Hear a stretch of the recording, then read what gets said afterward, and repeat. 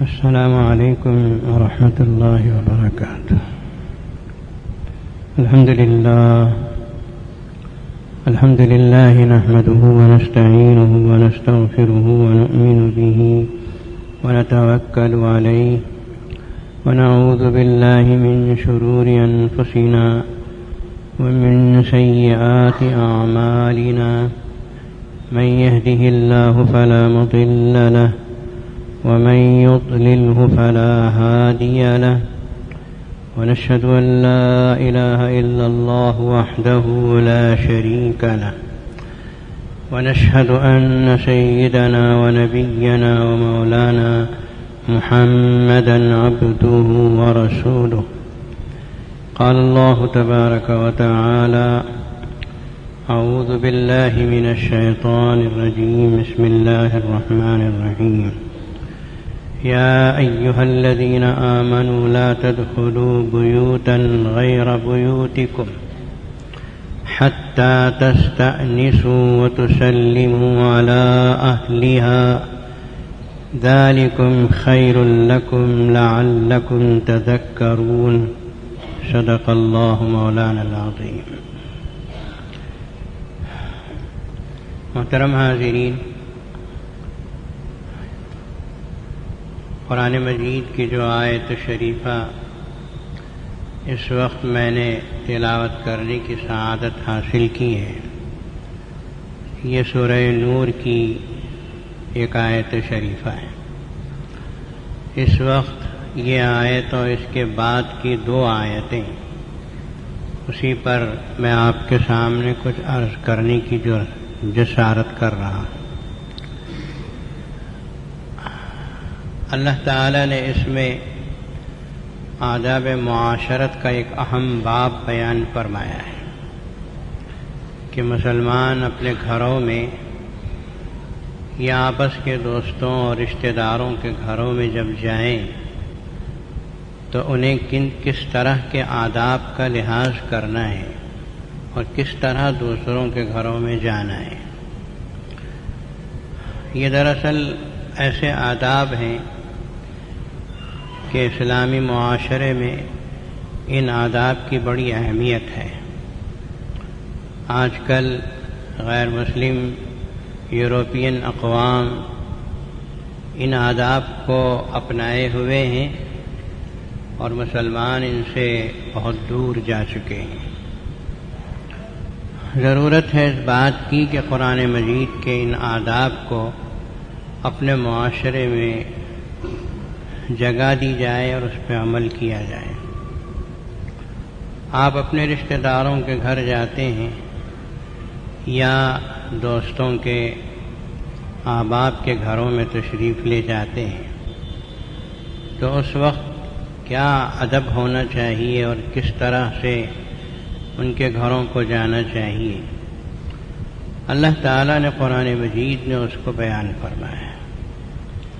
چنانچہ فرمایا کہ یا ایھا الذین آمنوا لا تدخلوا بیوتا غیر بیوتکم حتی تستأنسوا وتسلموا علی اہلہا. اے ایمان والو، تمہارے گھروں کے علاوہ دوسروں کے گھروں میں جب تم داخل ہو تو اس وقت تک داخل نہ ہو جب تک کہ تم اجازت نہ لے لو اور سلام نہ کر لو. اور پھر آخر میں فرمایا کہ ذالک خیر لکم، یہ تمہارے لیے بہت بہتر ہے.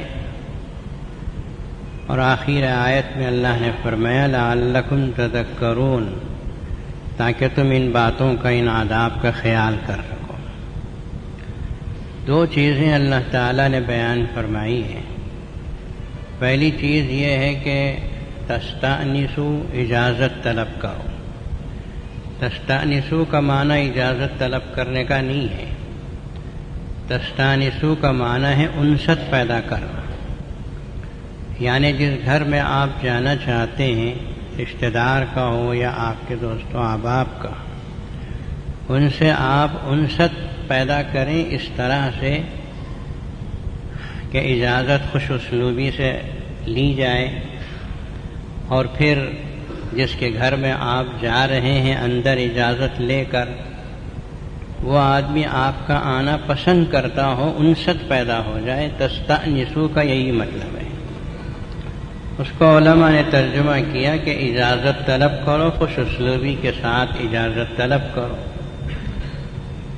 تو اجازت ملی، پھر اس کے بعد جب گھر کے اندر داخل ہوتے ہیں تو السلام علیکم سلام کر کے داخل ہونا چاہیے۔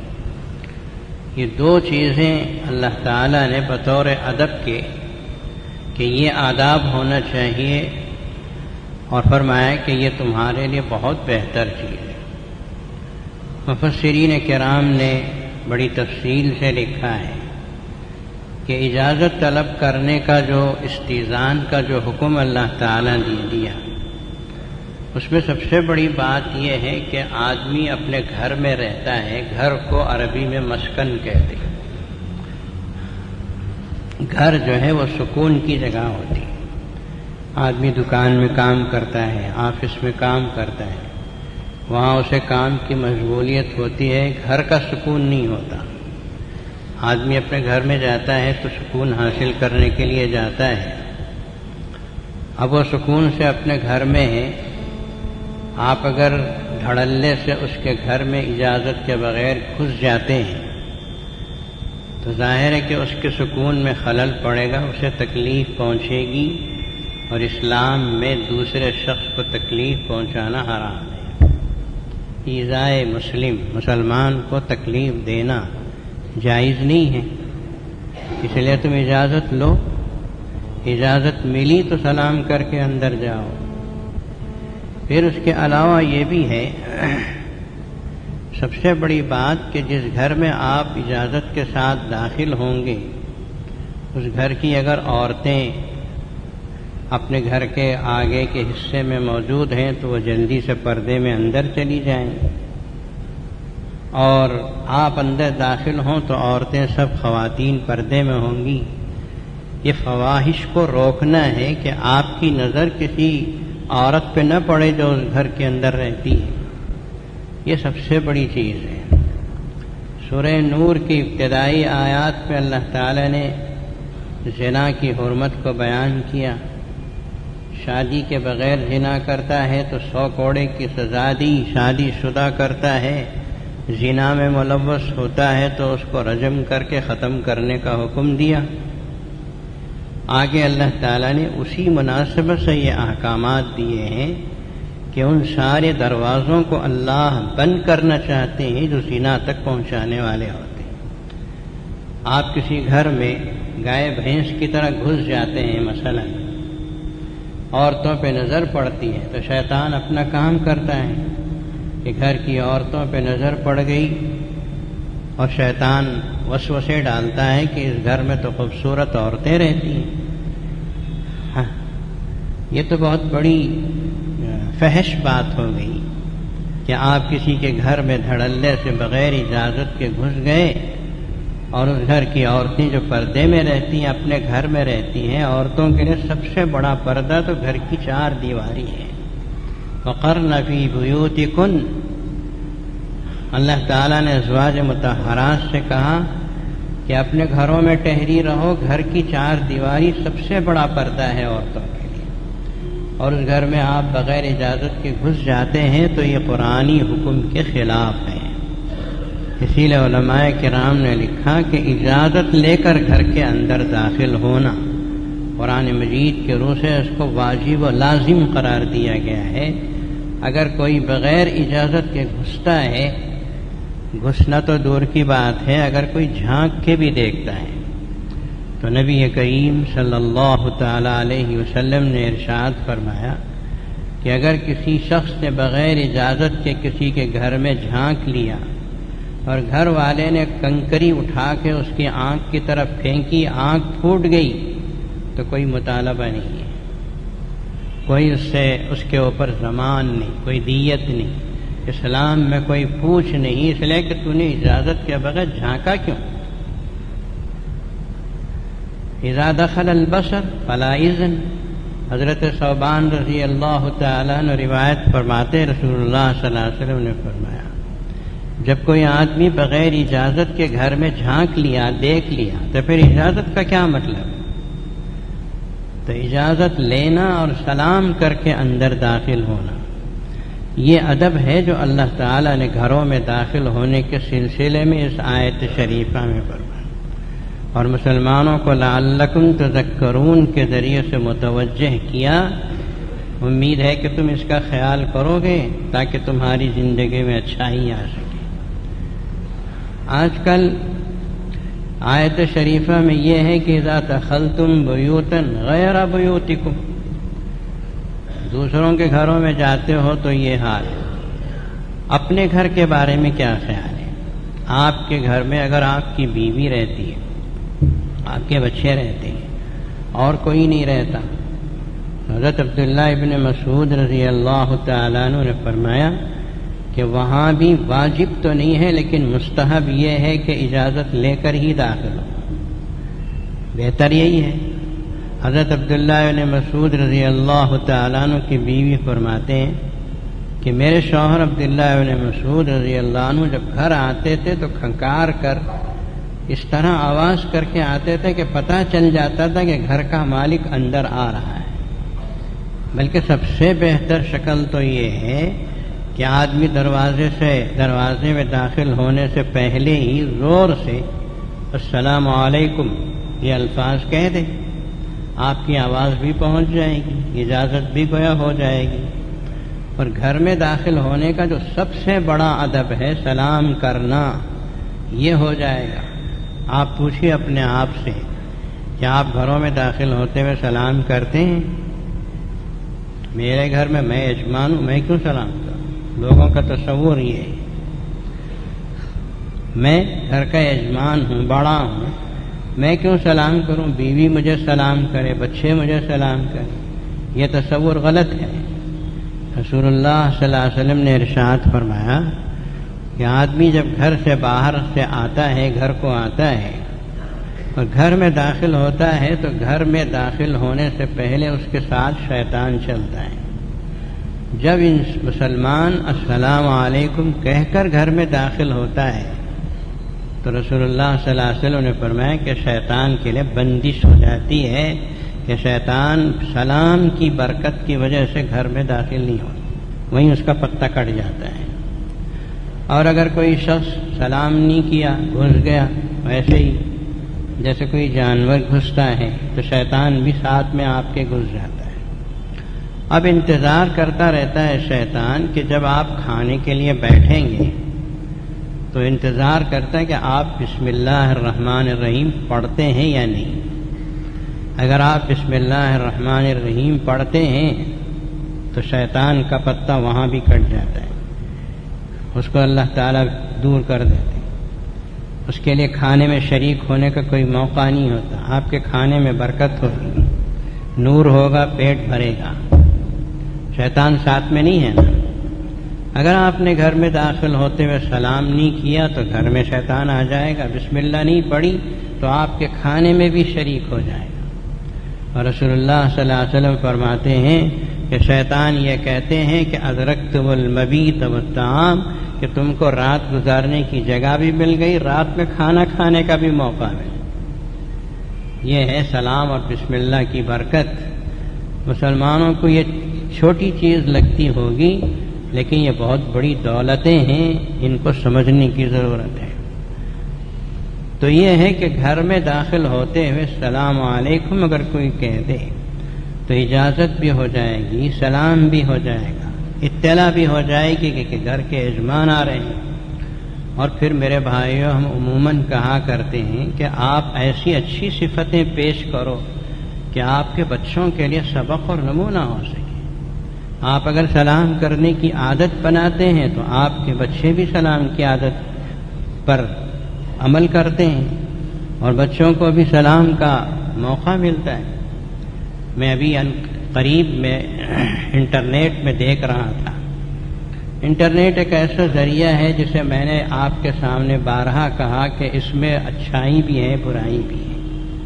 اچھائیاں کم ہیں، برائیاں زیادہ ہیں۔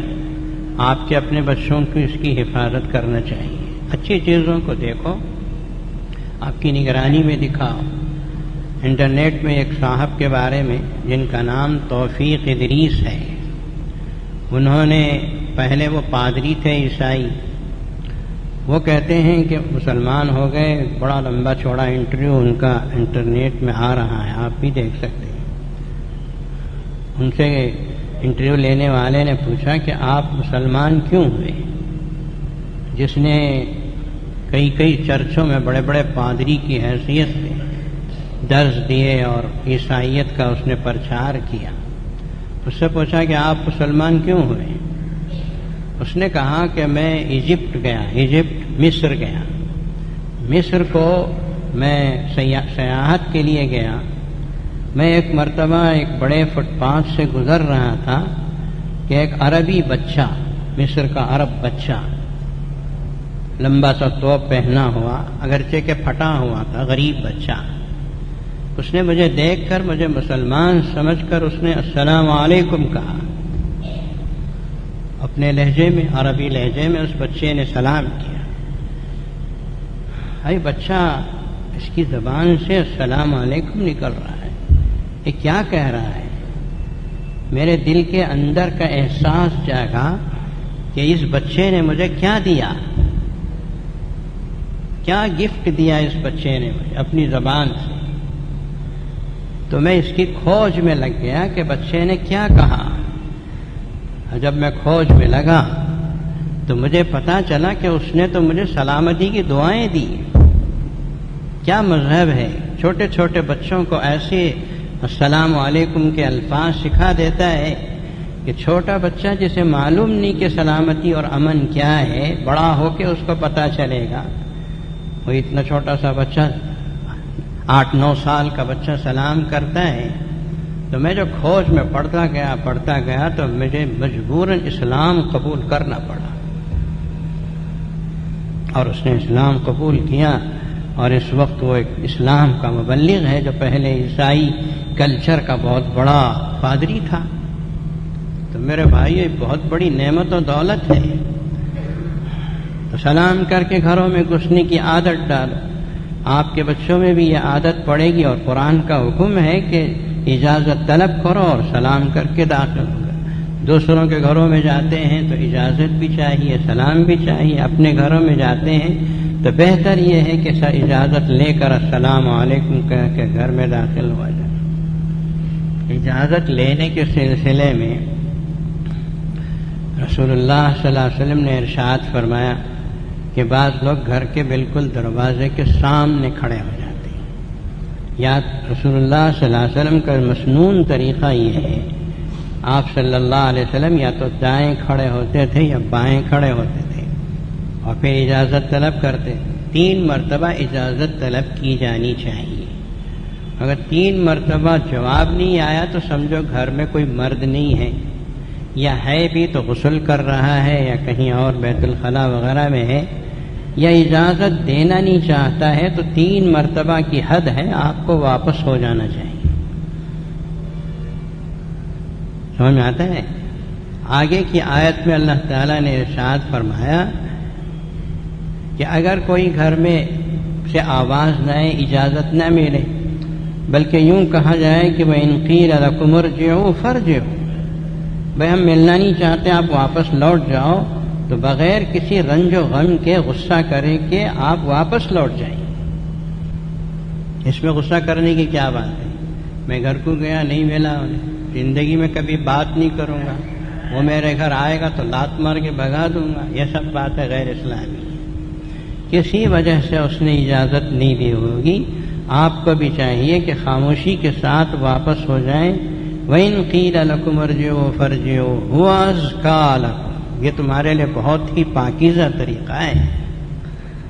ان اللہ علیم بما تعملون، وان اللہ بما تعملون علیم، بے شک اللہ تعالیٰ تم جو کچھ کے کرتے ہو اس سے پوری طرح باخبر ہے، اللہ تعالیٰ علم والے۔ تو بالکل دروازے کے سامنے کھڑے ہو کے اجازت طلب کرنا یہ غلط ہے۔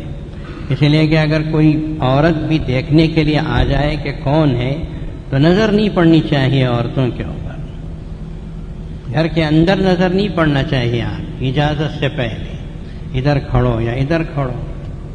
اور پھر رسول اللہ صلی اللہ علیہ وسلم نے یہ بھی ارشاد فرمایا کہ اگر تم کو کسی گھر میں داخلے کا موقع ہو تو اپنا نام بتاؤ، نام۔ دروازہ آپ نے کھٹکھٹایا، آج کل تو خیر دروازے بند ہوتے ہیں، بیل بجاتے ہیں، کون ہے؟ اندر سے کسی نے پوچھا تو میں ہوں۔ یہ میں کیا ہے؟ حضرت مغیرہ بن شعبہ رضی اللہ تعالیٰ عنہ فرماتے ہیں کہ ان سے ایک تابعی ملنے کے لیے گئے، حضرت عاصم، بہت دور سے سفر کر کے۔ حضرت مغیرہ بہت بڑے صحابی ہیں، ان سے درس لینے کے لیے، کچھ معلوم کرنے کے لیے گئے، جا کے دروازہ کھٹکھٹایا۔ حضرت مغیرہ بن شعبہ رضی اللہ تعالیٰ عنہ نے اندر سے پوچھا کون ہے؟ حضرت عاصم نے کہا میں ہوں۔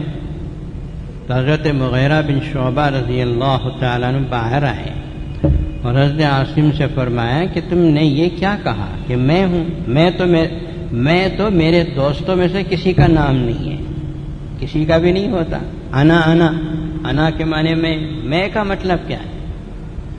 میں تو کسی کا نام نہیں ہوتا۔ پھر انہوں نے حدیث بیان کی، حضرت مغیرہ بن شعبہ رضی اللہ تعالیٰ عنہ نے حدیث بیان کی کہ ایک مرتبہ رسول اللہ صلی اللہ علیہ وسلم کی خدمت اقدس میں حضرت جابر بن عبداللہ رضی اللہ تعالیٰ عنہ والد کا انتقال ہو گیا تھا، تو حضرت جابر رسول اللہ کی خدمت میں آئے کہ میرے والد کا انتقال ہو گیا، ان کے سر پہ بڑا قرض ہے، اس کی ادائیگی کا مسئلہ لے کر اللہ کے نبی کی خدمت میں تشریف لائے۔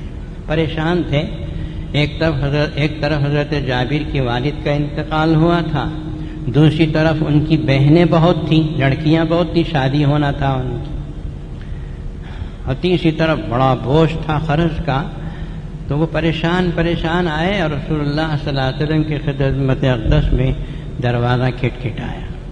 تو اللہ کے نبی نے اندر سے پوچھا کون ہے؟ حضرت جابر نے فرمایا انا یا رسول اللہ، اے اللہ کے رسول میں ہوں۔ تو پیغمبر خدا صلی اللہ علیہ وسلم باہر تشریف لائے، فرمایا انا کیا ہے؟ انا سے تو کوئی تعارف نہیں ہوتا، میں کہوں تو اس سے تو کوئی معلوم نہیں ہوتا کہ کون شخص ہے، یہ طریقہ نہیں ہے۔ اپنا نام بتاؤ، اپنا نام عرض کرو، نام اور نام بھی اس طرح سے بتاؤ کہ پوری طرح گھر والے کو پتہ چل جائے، اور اب گھر والا ملنا چاہے تو ملے گا، نہیں ملنا چاہے تو نہیں ملے گا۔ یہ طریقہ ہونا چاہیے۔ آج کل کے بعض فیشن زدہ لوگ ایسے ہیں جن کے اندر برائی یہ ہے کہ گھر کا دروازہ کھٹکھٹاتے، پوچھا جائے کون ہے تو خاموش کھڑے رہتے، یہ بھی اور برا طریقہ ہے۔ اس سے تو پریشانی ہوتی ہے، گھر والے کو پتہ نہیں کون آ گیا، کوئی دشمن آ گیا مارنے کے لیے، بول نہیں رہا ہے، اپنا نام نہیں بول رہا ہے۔ کوئی دوست ہوتا تو اپنا نام بولتا نا، تو نام ہی نہیں بتا رہا ہے، کون ہے، پریشانی ہوتی ہے اس کو۔ یہ تو یہ تکلیف پہنچانے کا یہ ایک طریقہ ہے۔ اپنا نام بتاؤ، سلام کرو، تب پتہ چلے گا کہ کون ہے۔ اب صاحب خانہ گھر والا اگر ملنا چاہے گا تو ملے گا، آئے گا، آپ کو اندر بلائے گا، بٹھائے گا، ان سے تو محبت کے ساتھ آپ کا کام اگر ہے تو وہ کرے گا بھی۔ اور اگر آپ کھڑے ہو کے باہر میں کر رہے ہوں یا خاموشی کے ساتھ چپکا کھڑے ہوئے ہوں تو ظاہر ہے کہ اس سے تو کوئی بات بنتی نہیں، یہ قرآن مجید کے حکم کے خلاف ہے۔ پھر رسول اللہ صلی اللہ علیہ وسلم نے حد بھی مقرر کی نا، میں نے عرض کیا کہ حد 3 مرتبہ مقرر کی، اور آپ کو پتہ ہونا چاہیے کہ نبی پاک صلی اللہ تعالی علیہ وسلم نے اس کے اوپر عمل بھی کیا۔ ایک مرتبہ حضرت سعد بن عبادہ رضی اللہ تعالی عنہ، یہ ساری حدیثیں آپ کو ساری حدیثوں کی کتابوں میں مل جائیں گی۔ حضرت سعد رضی اللہ تعالی عنہ گھر میں موجود تھے کہ نبی پاک صلی اللہ علیہ وسلم ان سے ملاقات کے لیے اور کسی ضرورت کے لیے تشریف لائے۔ اللہ کے نبی کچھ صحابہ کے ساتھ تشریف لائے، حضرت سعد بن عبادہ کے گھر میں آئے، گھر کو آئے، اور آ کر اجازت طلب کرنے کا موقع ہے۔ اجازت کی ایک صورت یہ ہے کہ سلام کر دیا جائے۔ اب اللہ کے نبی کی آواز تو سارے صحابہ اس آواز کو اچھی طرح جانتے تھے، کوئی بھی صحابی اللہ کے نبی صلی اللہ علیہ وسلم کی مبارک اور مقدس آواز جس سے وہ قرآن سنتے تھے، فجر میں، مغرب میں، عشاء میں، جب تک اللہ کے نبی صلی اللہ علیہ وسلم کی جسم میں کھڑے ہونے کی طاقت تھی، اللہ کے نبی نے خود نماز پڑھایا، نائب نہیں رکھا۔ جب آپ کھڑے نہیں ہو سکتے تھے تو اس وقت حضرت ابوبکر صدیق رضی اللہ تعالیٰ عنہ کو نماز پڑھانے کا حکم دیا۔ تو سارے لوگ آواز کو جانتے تھے۔ حضرت سعد رضی اللہ تعالیٰ عنہ گھر کے اندر ہیں۔ وہ تو گھر بڑے بڑے نہیں تھے نا اس زمانے میں۔ آج کل تو لوگ اپنے گھر بنگلے ایسے بناتے ہیں جیسے ان گھروں میں بنگلوں میں قیامت تک ان کو رہنا ہے، جبکہ بعض لوگ بنگلے بناتے ہیں اور بنگلوں میں جا بھی نہیں پاتے کہ ان کا انتقال ہو جاتا ہے۔ ایسوں کو بھی ہم نے دیکھا ہے۔ تو چھوٹے چھوٹے گھر تھے۔ حضرت سعد رضی اللہ تعالیٰ عنہ گھر کے اندر موجود تھے۔ اللہ کے نبی صلی اللہ علیہ وسلم کچھ صحابہ آپ کے ساتھ تھے، آپ تشریف لائے اور آ کر السلام علیکم ایک مرتبہ کہا تو حضرت سعد کے کان میں آواز پڑ گئی۔ حضرت سعد رضی اللہ تعالیٰ عنہ نے اللہ کے نبی میرے گھر آئے ہیں، سلام کیا، السلام علیکم ورحمۃ اللہ۔ حضرت سعد نے آہستہ جواب دیا تاکہ اللہ کے نبی پھر سلام کریں، پھر مجھے دعا ملے اللہ کے نبی کی زبان مبارک۔ ان کو تو چاہیے تھا کہ باہر آتے اللہ کے نبی کے قدم چوم لیتے، لیکن ان کا ذہن ایک الگ طریقے سے کام کیا کہ اللہ کے رسول مجھے جتنا سلام کریں گے مجھے اتنا فائدہ ہو، اتنی رحمت و برکت کی دعا ملے گی۔ دراصل امت کے لیے ایک سبق سامنے آنا تھا نا، اس کے لیے اس طرح پیش آیا۔ ہمارا خیال تو ہی ایک بار سلام کیا تو حضرت سعد نے آہستہ جواب وعلیکم السلام یا رسول اللہ صلی اللہ علیہ وسلم۔ پھر تھوڑی دیر کے بعد حضرت ربی پاک صلی اللہ علیہ وسلم نے دوبارہ سلام کیا، السلام علیکم۔ حضرت سعد نے سلام کو سنا، پھر آہستہ جواب دیا۔ پھر کچھ دیر کے بعد حضرت سعد رضی اللہ تعالیٰ عنہ کو تیسرا سلام کیا، جواب دیا۔ حضور اکرم صلی اللہ تعالیٰ علیہ وسلم 3 مرتبہ سلام کرنے کے بعد واپس ہو گئے، اپنے صحابہ سے یہ کہتے ہوئے چلو سعد یا تو گھر میں نہیں ہے یا ہم کو آنے کی اجازت نہیں دے رہے۔ یہی تو مطلب ہے، کوئی دل میں برا نہیں، کوئی دل کے اندر کوئی رنجش لیے بغیر اللہ کے نبی صلی اللہ علیہ وسلم واپس ہو رہے تھے۔ حضرت سعد رضی اللہ عنہ نے دیکھا کہ اب اللہ کے نبی کی آواز نہیں آ رہی، باہر آئے تو دیکھا کہ واپس جا رہے ہیں، دوڑے ہوئے گئے، ہاتھ و پیر پکڑ لیا، اللہ یا رسول اللہ آپ جا رہے ہیں، آپ گھر آئے میرے آئی۔ تو پیغمبر خدا صلی اللہ علیہ وسلم نے فرمایا کہ اجازت تو 3 مرتبہ ہے، اور ہم نے 3 مرتبہ تمہیں سلام کیا، تم نے ہمارے سلام کا جواب نہیں دیا تو ہم سمجھے کہ تم نہیں ہو یا تم ہم کو اجازت نہیں دینا چاہتے۔ حضرت سعد رضی اللہ تعالیٰ عنہ کی آنکھوں سے آنسو ابل پڑے، فرمایا یا رسول اللہ میرے ماں باپ آپ پر قربان، میں آپ کو اجازت نہ دوں یہ ہو ہی نہیں سکتا۔ میں تو آپ کے زبان مبارک سے سلام کے الفاظ سن رہا تھا، اور دیکھیں کہ اللہ کے نبی کی دعائیں مجھے کتنی ملتی ہیں، میں جواب آہستہ دے رہا تھا۔ نبی پاک صلی اللہ تعالی علیہ وسلم نے فرمایا ہماری دعائیں تو تمہارے ساتھ ہیں، لیکن ساتھ اتنا یاد رکھو کہ اجازت کی حد 3 مرتبہ ہے، اور جب تم نے 3 مرتبہ سلام کا جواب نہیں ملا، تمہارے سے نہیں دیا تم نے، تو ہم سمجھے کہ تم نہیں ہو یا اجازت نہیں دینا چاہتے، تو ہم واپس الٹے قدم لوٹ گئے۔ اب اسی سے اندازہ لگا لیجیے کہ آپ کسی دوست کے پاس یا رشتہ دار سے ملنے چاہتے اور آپ کو وہ اجازت نہ دے تو آپ کا کیا حال ہو؟ آپ کے چہرے کی رنگت بدل جائے، آپ ناراض ہو جائیں گے، غصے میں آ جائیں گے۔ میں فلاں رشتہ دار کے ہاں گیا، اس نے اجازت نہیں دی، دروازہ نہیں کھولا، آئندہ کبھی اس کے پاس نہیں جاؤں گا، ایسا ویسا۔ یہ اسلامی معاشرت نہیں ہے۔ دلوں میں رنجش مت لاؤ، دلوں میں ایک دوسرے کے لیے کدورتیں مت پیدا کرو، یہ اسلام میں پسندیدہ چیز نہیں ہے۔ وَإِن قِيلَ لَكُمْ ارْجِعُوا فَارْجِعُوا، اور اگر کہا جائے کہ نہیں واپس لوٹ جاؤ تو لوٹ جاؤ، دل میں کوئی رنجش نہیں۔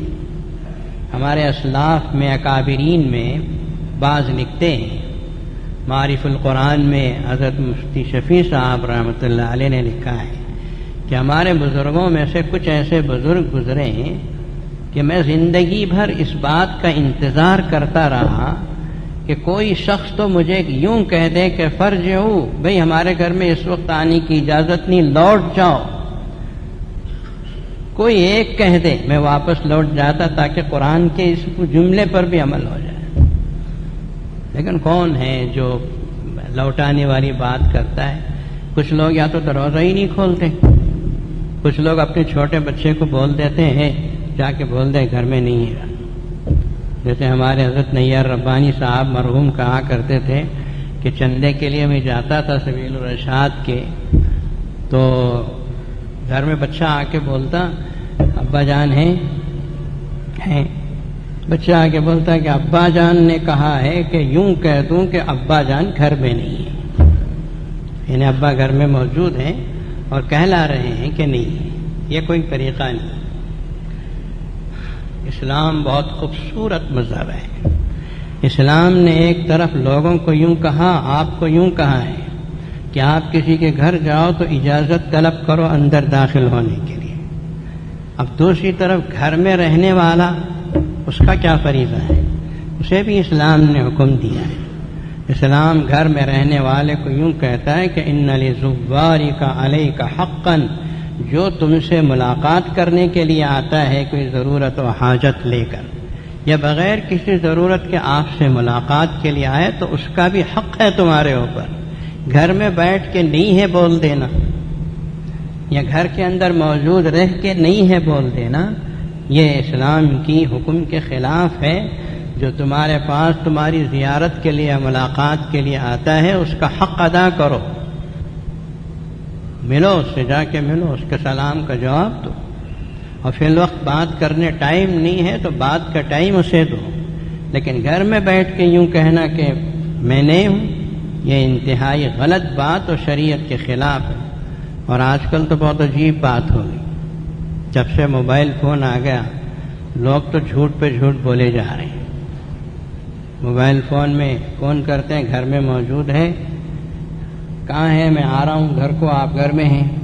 گھر میں اپنے بیڈ روم میں بیٹھ کے آدمی بولتا ہے نہیں میں نہیں ہوں، میں میسور میں ہوں، نہیں میں باہر ہوں، میں کولار میں ہوں، میں فلاں جگہ ہوں۔ یہ تو وہ کھلا جھوٹ ہے جسے اللہ پاک سن رہے ہیں۔ ایسا جھوٹ بولنے کے بچنے کی ضرورت نہیں۔ یہ لوگ تو وہی کرتے ہیں جس نے کسی سے 1,00,000 روپے 10,000 روپے قرض لے لیا، اب قرض مانگنے والا آپ کو فون کرتا ہے تو یوں کہتے میں نہیں ہوں، میں فلاں جگہ ہوں، میں باہر گیا ہوا ہوں۔ اس طرح جھوٹ بول کے کب تک بچو گے؟ ایک دن تو اللہ پاک کے سامنے جانا ہے۔ صاف صاف زندگی گزارو، کھلی ہوئی کتاب کی طرح اپنی زندگی رکھو۔ یہ سب معمے بازی مت کرو کہ گھر میں بیٹھا ہوا بول رہا ہے میں میسور میں ہوں، یہ گھر میں موجود ہے یوں کہتا بھی چندہ نہیں دینا تو بول دو چندہ نہیں دیں گے۔ یوں کہنا چھوٹے کسی بچے سے کہ جا کے کہہ دو ابا جان گھر میں نہیں ہے، تو بچے تو جھوٹ نہیں بولتے، جو ہے سو بولتے ہیں۔ قرآن مجید کے حکم کے خلاف ہے یہ، اور نبی پاک صلی اللہ علیہ وسلم نے دونوں طرف کے حقوق بیان فرما دیے کہ آنے والے کو چاہیے کہ سلام کرے، اجازت طلب کرے، سب کر کے آئے، اور جو گھر کے اندر موجود ہے اس کو حکم دیا کہ آنے والے کا حق ادا کرو۔ مسلمان سے ملاقات کرنا بہت بڑی عبادت ہے۔ رسول اللہ صلی اللہ علیہ وسلم ارشاد فرماتے ہیں کہ اگر کوئی مسلمان کسی دوسرے مسلمان کی زیارت کے لیے جاتا ہے اور جانے میں کوئی دنیاوی غرض نہیں، یہ بھی ضروری ہے، کوئی مقصد لے کے کوئی غرض لے کے جاتا ہے تو وہ الگ بات ہے۔ اللہ کے لیے محبت، اللہ کے لیے کسی مسلمان سے ملاقات، اللہ تعالیٰ اس کی مغفرت فرما دیتے ہیں۔ یہ بہت بڑی نیکی ہے کہ کوئی مسلمان کسی دوسرے مسلمان سے ملاقات کے لیے جا رہا، اس کی عیادت کے لیے جا رہا، اس کی طبیعت پوچھنے کے لیے جا رہا ہے، کوئی ضرورت پوچھ لیں۔ بھائی کوئی غریب آدمی کسی مالدار کے گھر کو جائے یہ تو سمجھ میں آتا ہے، کبھی کبھی مالداروں کو بھی چاہیے کہ اپنے غریب رشتہ داروں کے گھروں کو بھی جائیں۔ کیوں جا رہے ہیں؟ کوئی تو مطلب نہیں ہے ان کا، اللہ نے ان کو پیسے والا بنایا ہے، تو غریبوں کے گھر، رشتہ داروں کے گھروں کو جاؤ، اپنے غریب رشتہ دار کے گھر کو جا کے ان کی کیفیت معلوم کرو، اجازت طلب کرو، کیفیت معلوم کرو، سلام کرو۔ یہ احکام ہے جو اللہ تعالیٰ نے معاشرت کے سلسلے میں بیان۔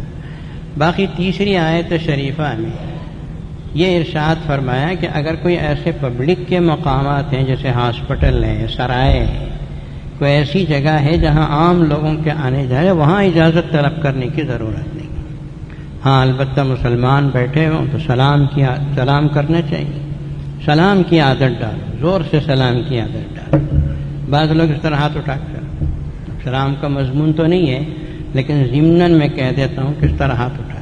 یہ ہاتھ اٹھانا یا اس طرح سینے پہ ہاتھ، مصر کے لوگوں کو میں نے دیکھا، مصر جب میں گیا تو ہماری داڑھی گیڑی سب دیکھ کے محسوس کرتے ہیں اچھا مسلمان ہے، تو اس طرح ہاتھ سینے پہ ہاتھ رکھے۔ یہ عیسائیوں کا طریقہ ہے، مسلمانوں کا نہیں ہے۔ مسلمان کا طریقہ یہ ہے کہ منہ پہ دو بدو السلام علیکم کہے۔ اگر مسلمان دور ہے تو زبان سے السلام علیکم کہے، ہاتھ سے اشارہ کرے کہ میں میری زبان سے السلام علیکم کہہ رہا ہوں۔ یہ اشارے کا مطلب ہے۔ اب دور سے رہنے والا مسلمان وہ اشارہ کر رہا ہے، گویا اپنی زبان سے سلام کر رہا ہے، وہ بھی جواب دے وعلیکم السلام ورحمۃ اللہ، ہم بھی جواب دے رہے ہیں۔ یہ ہاتھ سے سلام نہیں ہے، صرف یہ دور رہنے کے موقع پہ اشارہ ہے۔ تو السلام علیکم زبان سے کہنا، وہ بھی السلام علیکم زبان سے، السلام علیکم لام گراتے ہی معنی بدل جاتا ہے۔ یہودی آ کے اللہ کے نبی کو کہتے تھے السلام علیکم، السلام علیکم، یعنی تمہارے اوپر موت آئے، تمہیں ہلاکت آئے۔ وہ ایک دم معنی اپوزٹ ہو گیا۔ حضرت عائشہ اندر بیٹھی تھیں، کچھ ہی لوگ دشمن آئے، یہودی آئے، السلام علیکم کہا، وہ بیوی تھی چہیتی، اللہ کے نبی کو جان سے زیادہ چاہنے والے، انہوں نے کہا کہ تمہارے اوپر سلام ہو، ہلاکت تمہارے لیے آئے۔ نبی پاک صلی اللہ علیہ وسلم نے حضرت عائشہ کو روکا، عائشہ چھوڑو، ان کے لیے ان سے کیوں الجھتی ہو، ان کو کیوں اس طرح جواب دیتی؟ یہ ان کی فطرت ہے، سانپ کا کام ڈسنا ہے، لیکن انسان تو ڈسے گا نہیں، یہ تو دشمن ہے، دشمنی ہی بتائیں۔ تو السلام علیکم، السلام علیکم، یہ اسٹائل ہے بعض لوگوں کا، یہ الٹے سیدھے اسٹائل مت مارو اس میں سلام علیکم، اس میں جو سیدھا سیدھا طریقہ ہے اسی کرنا چاہیے۔ بھئی باقی غیر مسلموں سے ملتے ہیں، انگریزوں سے ملتے ہیں، ہندوؤں سے ملتے ہیں، نمستے کرو، گڈ مارننگ کرو، جو بھی کرو، لیکن جب مسلمان سے ملتے ہیں تو السلام علیکم کی عادت ڈالو۔ انشاءاللہ اور بھی عرض کریں گے، دعا کیجئے کہ اللہ تعالی ہم مسلمانوں کو قرآن مجید کے ان آداب پر عمل کرنے کی توفیق عطا فرمائے۔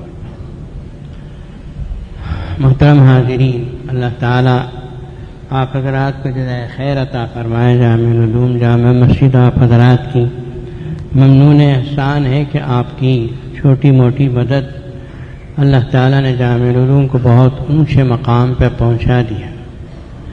ایسا بھی نہیں ہے کہ ہم مطمئن ہو گئے کہ بہت اونچے مقام پہ پہنچ گیا ہے، اتنا ضرور ہے کہ اللہ تعالیٰ نے اس چھوٹی سی عمر میں ہی جامع العلوم کو ساری دنیا میں مشہور کر دیا۔